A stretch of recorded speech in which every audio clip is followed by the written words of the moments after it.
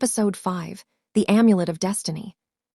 Morning mist blanketed the Emerald Mountains as Mei Lin walked barefoot through the forest paths, her woven basket swinging lightly in her hand. She had come to collect rare healing herbs, something she did every dawn for the elders of her village. But today, the forest whispered differently. The wind carried a faint groan of pain. Following the sound, Mei Lin pushed aside the tall bamboo and found a wounded man lying near the stream, his face hidden behind an iron mask, his armor marked with the crest of the Yang Dynasty. Startled yet brave, she knelt beside him. "You're hurt, don't move." The man tried to reach for his sword, suspicion flashing in his eyes. "Who are you? Did you do this to me?" Mei Lin shook her head quickly, her calm voice steady. "No, you're bleeding badly. Please let me help." With strength beyond her slender frame, she carried him on her back through the forest trail. At her small cottage, she cleaned his wounds, crushed herbs, and wrapped bandages with gentle care. The warrior's harsh breath softened as he watched her. The kindness in her eyes felt strangely familiar.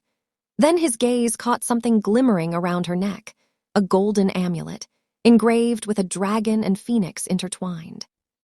Eyes widened. That amulet, where did you get it?" Mei Lin touched it softly. "I've had it since I was a baby. My parents said they found me in a field, wrapped in silk with this around my neck. I never knew where it came from." The warrior's heart raced. That amulet, it belonged only to the royal bloodline. Voice trembled as realization struck. The lost princess of Yang was alive. He stood, staggering despite his wounds, eyes filled with disbelief and awe. Without another word, he vanished into the misty woods, determined to return to the capital and reveal the truth to the king and queen. Mei Lin stood at her doorway, clutching her amulet as the wind rustled the trees. Why did he look at me that way? Far away, fate had finally begun to stir. Episode 6, The Queen's Tears. Under the golden rays of dawn, the royal palace of the Yang Dynasty stood silent, as if holding its breath. The wounded warrior, still weak from his injuries, entered the palace gates under secret command. He was led through guarded corridors to the queen's private chamber. When the guard announced his arrival, she turned slowly, her gaze sharp yet weary. "Queen Mei Lin, you carry the mark of my kingdom. Speak, what news do you bring from the outside world?" The warrior knelt deeply, his voice trembling. "Your Majesty, I have seen her." The queen froze, her fingers tightening around the fabric. "Seen who?" "The lost princess. She lives." Gasps filled the chamber. The warrior continued, his words rushing with emotion. "I was wounded in the mountains and rescued by a girl, brave and gentle. Around her neck hung the golden dragon amulet, the royal heir's birthmark. She said she was found as a baby, wrapped in silk. There is no doubt, my queen, she is your daughter." The queen rose slowly, her eyes glistening with tears. Her trembling hand covered her mouth as her heart ached with hope and pain. "After all these years, my child still breathes." The king entered at that moment, hearing the final words. His usually composed face broke into shock and fierce determination. "King Xian Hui, summon the royal guards. Send them to the mountain region, search every village, every home. Bring her back unharmed." As the queen's tears fell upon the silk cloth in her hands, the wind outside began to rise, carrying the faint echo of destiny. Far away, Mei Lin looked toward the horizon, feeling her heart beat faster, unaware that her life was about to change forever. The lost heir of the Yang Dynasty was finally being called home. Episode 7, The Awakening of Courage. The golden light of dusk painted the mountains as Mei Lin walked home from the forest, her basket filled with herbs. The air was still, too still. In the distance, the royal guards of the Yang Dynasty, led by Commander Han, were approaching her village. Their mission was secret and sacred, to find the long-lost princess of the realm. Mei Lin stopped near the stream, hearing the sound of hooves and clinking armor. Moments later, the guards appeared through the mist. Commander Han stepped forward, removing his helmet. "Commander Han, Lady Mei Lin, I've finally found you." "Mei Lin, found me? I think you must be mistaken." Before he could explain, a piercing whistle split the air. From the trees, arrows rained down an ambush. Lord Shen's assassins had arrived first. The royal guards raised their shields, clashing with the black-clad attackers. Swords gleamed, metal rang through the valley. Commander Han shouted, "Protect her, don't let them near the princess." Mei Lin's eyes widened, "Princess," but instinct took over. She grabbed a fallen guard's bow, drawing arrows with precision. Her years of forest practice came alive. She struck every shadow that moved. When an assassin lunged at her, she unsheathed a sword, her movements sharp, confident, fearless. The royal soldiers turned in disbelief, watching her fight with the strength and grace of someone born to lead. After a fierce battle, the assassins retreated into the forest mist. The guards surrounded Mei Lin, panting and bloodied, their eyes filled with respect. Commander Han bowed slightly. "Your Majesty, the way you fight, the royal blood speaks through you." Mei Lin lowered her sword, still trembling from adrenaline. "I don't understand any of this. Who am I really?" Han looked at her softly. "You are not just Mei Lin of the village. You are the princess of Yang Dynasty, the one we've been searching for." The wind carried the scent of rain as Mei Lin stood in silence, torn between disbelief and destiny. Far away in the palace, Queen Mei Lin paused by the window. Her heart stirred suddenly, as if her daughter's spirit had whispered across the mountains. "My child, you're closer than ever." Episode 8, The Return of the Lost Heir. The royal carriage entered the grand gates of the Yang Dynasty palace. Drums thundered, and flower petals showered from balconies. Every corner of the kingdom celebrated. The long-lost princess had returned home. Queen, unable to contain her tears, rushed forward and embraced Mei Lin tightly. The king's eyes shimmered with both disbelief and joy. The palace maids knelt, whispering, "The heavens have answered our prayers." Golden lanterns hung from the ancient trees, musicians played melodies of reunion, and nobles arrived from distant lands bearing precious gifts, jade bracelets, embroidered robes, rare pearls. The palace that once grieved in silence now echoed with laughter, life, and warmth. Later that evening, the queen gently led her to the ancestral hall. Before the portraits of their forefathers, she said softly, "My child, you are not Mei Lin. Your true name is Princess Xian Hui, the rightful heir of the Yang Dynasty." Mei Lin's heart trembled. Memories of her village life, her foster parents, the mountains, the sword in her hand, all flashed before her eyes. Yet deep inside, she felt a calling, a bond that could never be denied. From that night, Princess Xian Hui began her new journey, learning the rules of the court, the language of diplomacy, and the etiquette of a queen-to-be. But her courage and wild spirit could never be tamed, for she was born with the heart of the dragon princess. To be continued. Episode 9, The Training of a True Heir.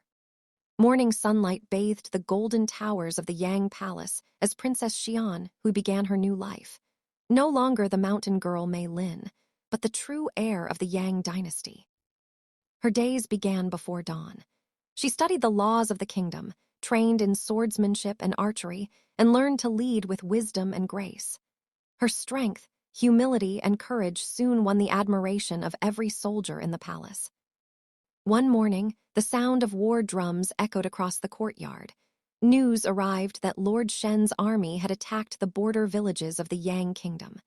The court was filled with tension as generals gathered to plan defense.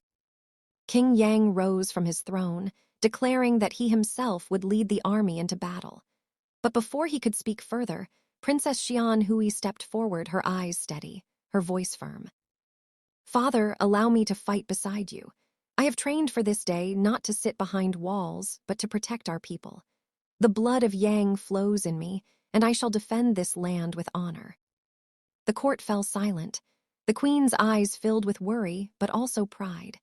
The king looked at her, seeing both his brave soldier and his beloved daughter. "Very well," he said solemnly. "You will ride with me. Let the world see the courage of the dragon princess. That evening, Xian Hui donned her silver armor, her sword gleaming beneath the lantern light. As she mounted her horse beside the royal army, the people bowed and cheered, "Long live the Princess of Yang." And thus began a new chapter in destiny, where a daughter's courage would soon decide the fate of a kingdom. To be continued. Episode 10, Battle of the Red Plains. The sun rose crimson over the Red Plains, where thousands of banners fluttered against the morning wind. The air trembled with the roar of drums and the clash of steel. The Yang Dynasty army stood ready for war. At the front rode King Yang, his armor gleaming like gold fire, and beside him, Princess Xian Hui, dressed in silver armor, the royal crest shining upon her chest. Soldiers whispered in awe. "The Dragon Princess rides with us." Lord Shen's dark forces appeared across the battlefield, their flags blackened by hatred. He sneered from afar, certain victory was his. But his confidence shattered when he saw the young woman leading the Yang banners, her eyes fierce, her spirit unbroken. The battle began. Arrows filled the sky, swords met with thunderous clash. Xian Hui fought like the wind, swift, precise, fearless. Her sword carved through enemies, her courage lifting the hearts of every soldier around her. When the king was surrounded, Xian Hui galloped forward, breaking through the enemy line. "Protect His Majesty," she cried, striking down foes one after another. Her armor bore scars, her hands bled, yet she stood tall, her presence commanding like a goddess of war. By sunset, the Red Plains fell silent. The Yang Dynasty emerged victorious. Lord Shen's army retreated into the shadows, defeated and broken. As torches lit the battlefield, the king dismounted and placed his hand upon her shoulder. "Today," he said proudly, "you have proven not just your bloodline but your heart." The soldiers knelt before her, chanting in unison, "Long live Princess Xian Hui, the heart of the dragon." The drums of war faded into the night, but a new legend was born, one that would echo for generations. Episode 11, The Rise of the Dragon Heir, finale. The war had ended. The banners of the Yang Dynasty fluttered proudly across the kingdom once again. Peace returned to the lands that once echoed with battle cries. The royal palace shimmered under golden sunlight as the capital prepared for the grand coronation. People from every corner of the empire arrived, their hearts overflowing with joy. The lost princess had returned home, not just as a daughter, but as the savior of the dynasty. Princess Xian Hui stood before the great hall, her silver armor replaced with robes of royal crimson and gold. Jewels adorned her crown, yet her eyes shone brighter than all, filled with courage, wisdom, and grace. The king and queen looked upon her with tears of pride. "Our daughter," said the king, "you were born of prayer and raised by destiny. You have proven worthy of both crown and people." Nobles, ministers, and soldiers knelt in one accord as the royal attendant announced, "All hail Her Royal Highness, Princess Xian Hui, the heart of the dragon, heir of the Yang Dynasty." The queen placed the golden crown upon her head. The drums thundered, and petals rained from the sky. Bells rang from the palace towers, echoing through the valleys and villages far beyond. Gifts flowed from every province, silks, jade, scrolls, and treasures. But what touched her heart most were the blessings of her people, calling her name with love and reverence. As she looked out upon the crowd, she raised her sword high to the heavens and declared, "From this day forward, I vow to rule with justice, protect the innocent, and lead with a heart unshaken by fear." The crowd erupted in cheers. "Long live Princess Xian Hui, long live the heart of the dragon." And thus ended one chapter of destiny, and began the legend of the Dragon Princess, a ruler born not just of royal blood, but of courage, compassion, and eternal will.